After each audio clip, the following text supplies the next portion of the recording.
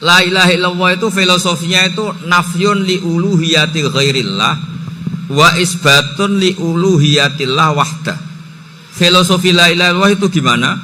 Menafikan semua selain Allah itu tidak Tuhan dan hanya menuhankan Allah semata. Nah itu caranya gimana? Caranya kita harus terbiasa ini, karena tadi saya dibilangin panitia ini rata-rata mustameknya atau mustamiatnya ini santri. Caranya gimana? Dilatih pakai logika. Saya berkali-kali cerita kalau ngaji, saya sekaligus kampanye. Allah itu Tuhan yang begitu fair. Untuk menjadi Tuhan, Allah mempersilahkan, ada kualifikasi Tuhan. Jadi boleh, dikompetisikan itu boleh, kata Allah. Gak apa-apa kamu ngaku Tuhan gitu, kata Allah. Tapi nak ngaku pangeran itu paling gak ya direputasi lah, ada verifikasinya. Dimulai dari apa? Ya kalau jadi Tuhan itu setidaknya bikin langit bumi lah, aturannya gitu. Jadi kalau daftar bupati ya daftarlah ke KPU. Masa tahu-tahu jadi apa? Tuhan kemudian tidak punya prestasi bikin langit bumi. Sehingga Allah itu cara ngendikan itu ya fair. Qul ara'aitum ma tad'una min dunillah aruni madza khalaqu minal ardi am lahum syirkum fis samawat. Coba yang kamu tuhankan selain saya, prestasinya apa? Ketika saya bikin bumi itu apa ikut bikin? Terus amlahum sirkun fis samawat. Kalau bikin langit, kalau nggak bisa ya urun lah gitu. Urun semen apa urun bego, pokoknya urun lah gitu. Urun ora, gawe bumi ora, ngerti-ngerti ngaku jadi pangeran. Kul hatu burhanakum. Jadi ya kan ya lucu kan, misalnya syarat kiai di Salafiyah kan keluarga Kiai As'ad, cucunya ngaji ngalim. Orang keluarga Kiai As'ad terus aku kiai utama di Salafiyah. Oh mesti di penjara ya. Lah yo gak gawe langit bumi, gak ada prestasi terus ngaku sebagai apa? Tuhan. Sehingga fair. Makanya saya berkali-kali cerita. Jubair bin Mut'im itu punya anak namanya Muhammad. Ini sudah orang alim, Muhammad bin Jubair bin Mut'im. Itu cerita awala Islami Abihi. Mut'im itu orang pinter sekali. Saking pinternya dia jadi delegasinya orang Quraisy datang ke Rasulullah sebagai negosiator untuk membebaskan Asra Badrin, tawanan perang apa? Badar. Yang namanya disuruh itu pasti orang pinter. Tapi apa yang terjadi ketika nginep di masjid, karena zaman itu gak ada hotel, nanti jadi geger. Orang musyrik nginep di masjid hukumnya gimana? Bahsul masail tok. Zaman itu mau tidak mau. Kalau sekarang kan ada hotel, kiai juga punya wisma. Apa yang terjadi? Orang ini cerdas sekali. Dan delalah Nabi pas sholat maghrib itu baca wattur wa kitabim mastur sampai am khalaqus samawati wal ard. Ya kalau kamu jadi Tuhan ya setidaknya menciptakan langit bumi lah. Namanya jadi Tuhan ya ada persyaratan kan. Paling tidak punya reputasi menciptakan langit bumi. Atau kalau jadi Tuhan setidaknya reputasinya itu enggak diciptakan yang lain. Am khuliqu min ghairi syai'in. Ini jadi Tuhan kok punya bapak, punya ibu. Ini jadi Tuhan kok lahirnya di bumi, ada tanggal lahirnya, ada tahun. Masa jadi Tuhan kok dulu buminya? Pokoknya walhasil tuh. Akhirnya Nabi ketika salam sholat maghrib, dia datang, ya Rasulullah, akalku habis oleh ayat yang barusan kau baca. Sudah saya Islam saja. Argumentasi selain Allah Tuhan itu batal. Itu, nah saya mohon santri-santri Salafiyah itu baca Quran sampai seperti itu. Jadi jangan hanya khataman banyak-banyakan maksudnya. Ini bukan nyindir ini, ngamuk ini. Jadi ya khatamannya tadilah 1000 atau berapa lah, jangan banyak-banyak. Juga kasihan malaikat yang nyatet kan. Wong baru subhanallah alhamdulillah aja di teks hadisnya abad al malaikah gak ditetek. Itu baru subhanallah alhamdulillah itu sudah mencapaikan malaikat. Makanya saya wiridan tuh arang-arang kasihan malaikat karena nanti jadi itu ya ada madhabnya itu. Jadi kalau Gus Azaim sholat lama tak saingi sholat cepet itu sama-sama ada madhabnya. Yang cepet kayak saya tadi, setan pas tata-tata mau goda pas rukuk saya sudah itidal, mau goda itidal saya sudah sujud, pusing dia. Tapi jangan tiru, ini madhab yang agak-agak khusus lah, sudah cara orang Madura agak khilaf khusus. Khilaf ya, khilaf ini agak khilaf ini sudah. Tapi saya ingin lah, sampean kalau ngaji Quran itu dilatih berlogika. Jadi Allah itu fair. Nggak apa-apa kalian ngaku Tuhan tuh nggak apa-apa, tapi tunjukkan prestasi kamu apa. Aruni madza khalaqu minal ardi am lahum syirkun fis samawati. Am khalaqus samawati wal ard. Diulang lagi, am khuliqu min ghairi syai'in. Setidaknya kalau jadi Tuhan itu ya nggak butuh yang lain lah. Masa jadi Tuhan kok wujudnya saja butuh orang lain, butuh bumi, eksistensinya butuh makan, butuh minum. Makanya Allah cara meniadakan uluhiyah selainnya itu Allah itu redaksinya itu mengena sekali. Yaitu tadi dengan cara-cara seperti itu. Sebagian ayat disebutkan ma asyattuhum khalqas samawati wal ardi wala khalqa anfusihim. Wong Tuhan kok enggak punya reputasi bikin langit, bikin bumi, bahkan untuk menciptakan dirinya sendiri saja enggak bisa. Ya sudah lah, kamu tidak usah ngaku Tuhan, nggak level kata-kata gitu. Akhirnya terus ditemukan Tuhan yang sejati, yaitu wal awwal wal akhir wal zahiru wal batin. Itu yang Mut'im ini tadi termasuk orang yang sangat cerdas sekali. Padahal itu bacanya bukan pas basul masail, enggak. Nabi pas sholat maghrib, juga bukan pas ceramah, enggak. Tapi itu didengarkan. Makanya termasuk ini spesial untuk hormat saya kepada Ki As'ad. Makanya saya ini kalau mentasjek santri-santri, ini agak sensitif, tapi sudah saya tidak perlu takut fitnah. Saya termasuk, kenapa saya ingin jadi ahli tafsir, tentu yang membentuk itu Mbah Maimun dan bapak saya. Bapak saya itu hafal Quran kayak hafal Fatihah, saking senangnya Quran. Mungkin bisa kamu saingi itu. Itu adalah orang kafir itu bisa paham Quran. Itu sangat menyinggung saya.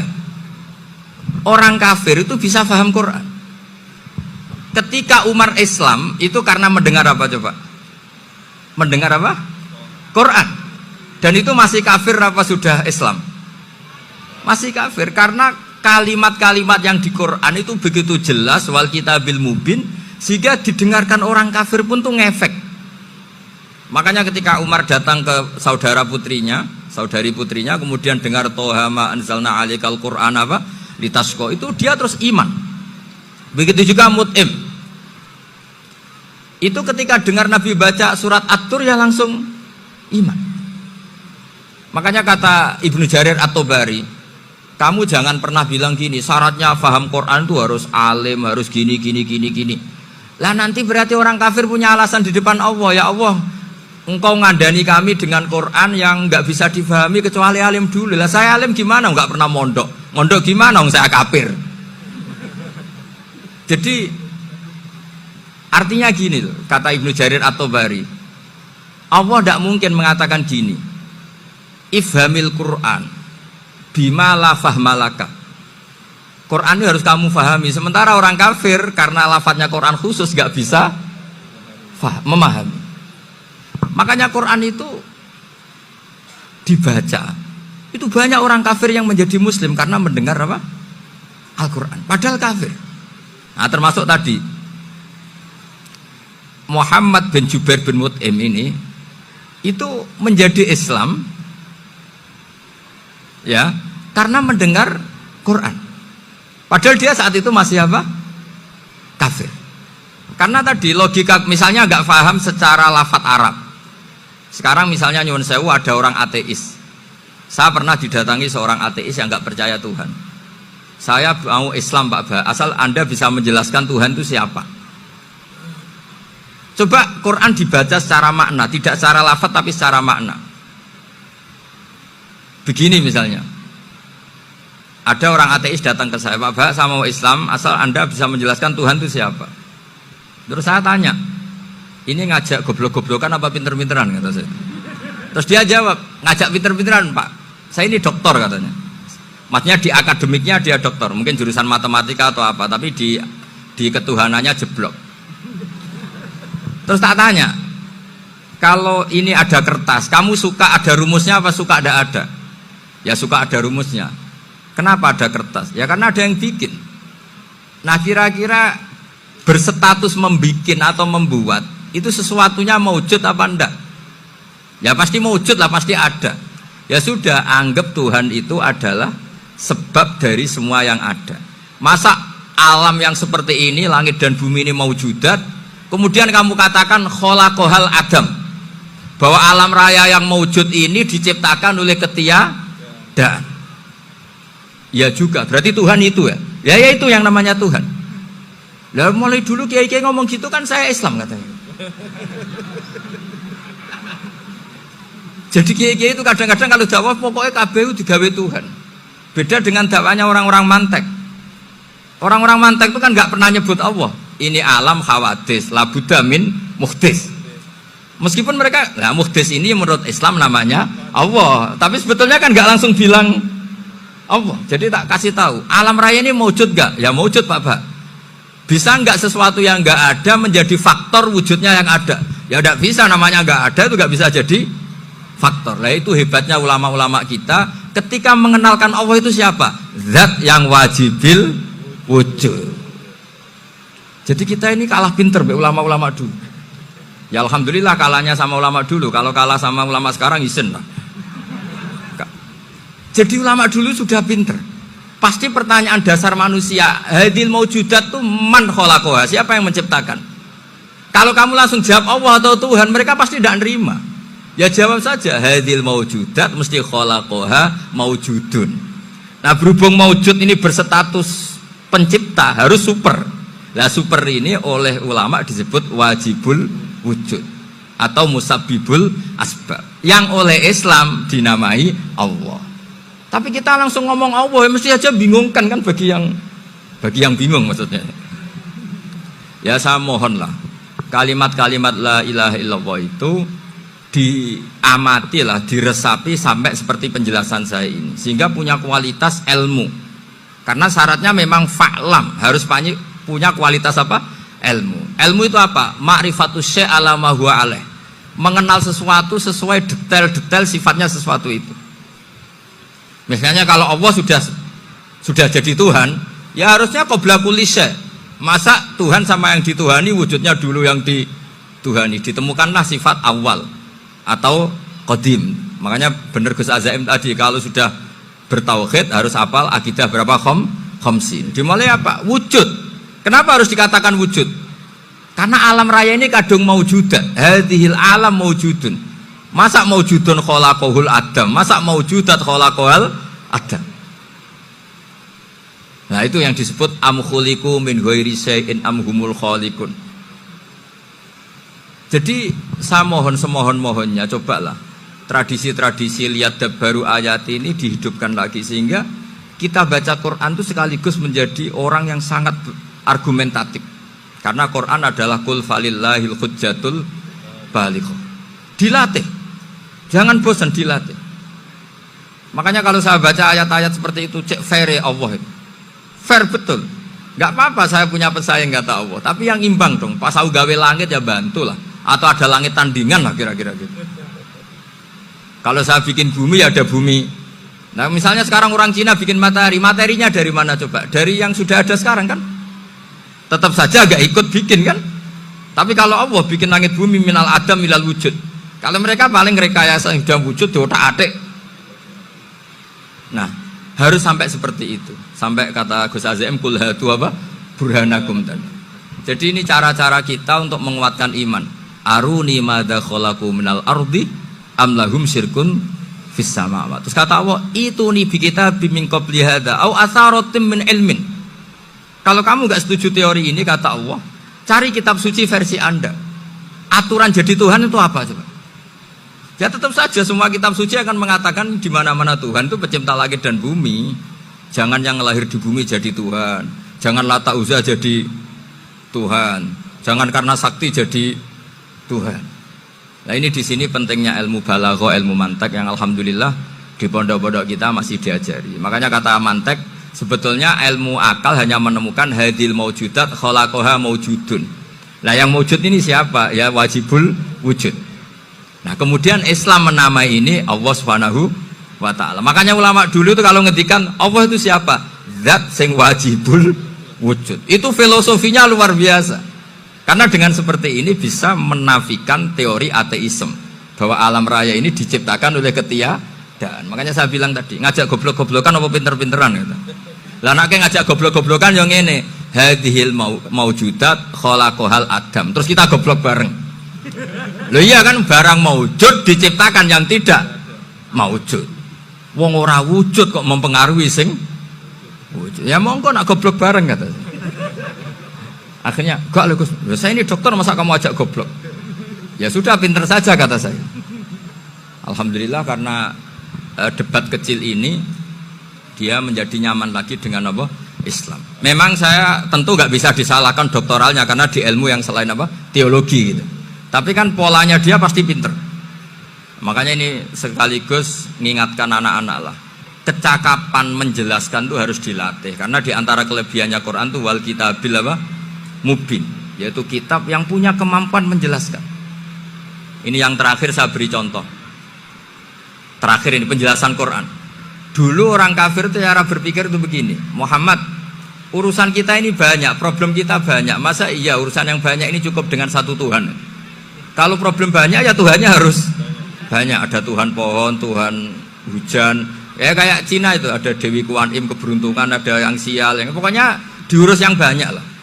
Maka mereka bilang aja'alal alihata ilaha wahida inna hadza la syai'un ujab. Ini aneh, urusan banyak kok Tuhannya satu, ini aneh lah. Tapi Nabi secara sabar, dan yang diomongnya orang kafir, tidak anak Mahatali, orang kafir. Jadi nanti kalau anak Mahatali gak paham Quran, kebangetan, orang kafir saja paham. Akhirnya Nabi secara santai, secara rileks memberi penjelasan gini. Kalau Anda menjadi buruh, kalau orang Arab dulu bilang abdan, kamu suka nggak punya majikan banyak, perintahnya beda-beda, semuanya memaksa kamu untuk nurut. Sama punya majikan satu yang baik. Ya nggak suka lah Muhammad kalau majikan saya banyak, semuanya berhak merintah saya, tidak enak. Majikannya satu saja. Terus kata Nabi, Tuhanmu itu majikan kamu. Kalau Tuhannya banyak, kamu bingung. Nanti perintahnya banyak. Akhirnya mereka paham. Dan itu segampang itu Allah memberi penjelasan. Daraba wa masalah rojulan fihi syuraka umutasyakisuna wa rojulan salamal lirojul hal yastawiyahani masalah alhamdulillah. Langsung diberi analogi. Kalau kamu jadi buruh punya majikan banyak yang perintahnya beda-beda, kemudian jadi buruh yang majikannya satu, kamu milih mana? Ya milih satu Muhammad. Ya sudah, kalau Tuhannya banyak perintahnya banyak, kamu juga bingung. Langsung menjadi paham. Nah, ketika ada orang tidak ikhlas, Nabi cara memberi penjelasan juga gampang. Misalnya saya dikasih uang Gus Azaim 1 juta. Kemudian matur nuwun saya sama Pak Afif. Aneh enggak? Saya ini orang aneh enggak? Orang aneh enggak? Itu Nabi kalau mencontohkan orang tidak ikhlas gitu. Kata Rasulullah, orang tidak ikhlas itu sebagaimana orang beli budak. Min kholisi malih. Budak itu dibeli dari uangnya sendiri. Kemudian fa'amila hadal abdu, budak ini kemudian bekerja dan a'tohullatahu, hasilnya dikasihkan sama orang lain. Terus Nabi memberi percontohan, ayasurrukum ayyakuna abdukum kadzalik. Apa kamu suka kalau budak kamu seperti itu? Dulu orang-orang dulu kan beli budak untuk disuruh bekerja, terus disuruh setor apa hasilnya. Jadi budaknya kamu yang beli, yang biayai. Kalau sekarang mungkin gak ada budak, gini lah. Saya nyuruh Zaid, tak kasih mobil, tak kasih bensin, tak kasih uang jalan supaya narik angkot. Hasilnya disuruh ngasihkan saya. Ternyata dikasihkan orang lain dan matur nuwun sama orang. Kamu suka punya budak seperti itu? Ya tidak suka ya Rasulullah. Ya ibaratnya seperti itu. Bumi yang bikin Allah, nyawa kamu yang bikin Allah, semua fasilitas dari Allah. Kemudian kamu menyembah selain Allah. Segampang itu. Dan Nabi telaten sampai dulu yang mayoritas orang kafir menjadi mayoritas Muslim, dan semuanya tanpa paksaan, la ikroha fiddin, karena qad tabayyana rusydu minal ghayy. Cara tabayyana gimana? Yaitu punya kemampuan menjelaskan. Wal kitabil apa? Mubin. Ini makanya saya mohon lah, ini saya mohon semohon-mohonnya anak-anak ini kan kader-kadernya Mbah Samsul Arifin, Mbah As'ad, Gus Fawaid, sekarang Gus Azaim, semuanya harus punya kemampuan wal kitabil apa? Mubin. Sehingga diantara sifatnya Nabi itu fatonah, punya kecerdasan. Nabi itu gak pernah debat kalah itu, meskipun sudah terdesak gak pernah kalah. Pernah Nabi itu ngendikan la adwa wala tiarata, tidak ada penyakit menular. Ada orang yang mungkin kurang suka iseng, ada onta yang sudah gudiken dijejerno sama yang waras, ternyata yang waras jadi gudiken. Akhirnya Nabi diundang lah kira-kira gitu. Ya Rasulullah, kata engkau gak ada penyakit menular, tapi ini onta yang gak gudiken tak jejerkan yang gudiken ikut gudiken, berarti kan menular. Nabi santai jawab, faman jarrobal awal, lalu yang pertama gudiken ketularan siapa katanya. Wah kalau ini asli Nabi, ya sudah seperti itu. Jadi ngiranya dia menang karena yang gudiken pertama nulari yang kedua. Ternyata Nabi tanyanya lagi, faman jarrobal awal, yang gudiken yang pertama siapa? Oh ini asli ya maksud saya itu. Jadi Nabi itu gak pernah kalah, karena Nabi punya apa? Fatona. Jadi saya mohon, ya tadi makanya ini efeknya tuh khatamannya gak boleh banyak-banyak ya. Maksud saya kalau musim khataman ya gak apa-apa, khataman banyak-banyak. Tapi kalau gak musim khataman ya musim-musim tadabbur gitu. Tapi kalau ini musim khataman ya monggo lah. Cuma saya kok kasihan malaikatnya tadi itu kok. Ya ngoten mawon, minta maaf. Assalamualaikum warahmatullahi wabarakatuh.